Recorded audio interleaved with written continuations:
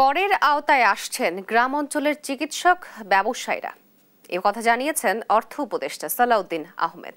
সোমবার ওসমানী স্মৃতি মিলনায়তনে জেলার প্রশাসক সম্মেলনের দ্বিতীয় দিনের অর্থ মন্ত্রণালয় সংক্রান্ত দ্বিতীয় অধিবেশন শেষে অর্থ উপদেষ্টা সালাউদ্দিন আহমেদ এসব কথা বলেন।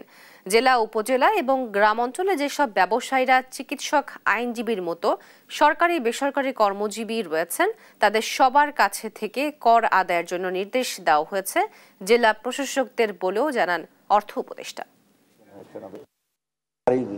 হেলথ, এডুকেশন, এটা কিন্তু জেনারেল। এবং পরে তো ইফাদের প্রেসিডেন্টের সাথে আমি দেখা করি, আর একটা ইফাদের প্রেসিডেন্ট 120 সদস্যের মধ্যে হার্ডলি 4-5 জন মন্ত্রীর সাথে দেখা করেছে, তাও ওই সাইড লাইন না। সাইড লাইন এই সালাউদ্দিন ডিজিএফ এর সাথে কথা বলেছে, ওরা বাংলাদেশ সম্বন্ধে কিন্তু খুব কিন্তু আপনার নিজেই টের পাচ্ছেন।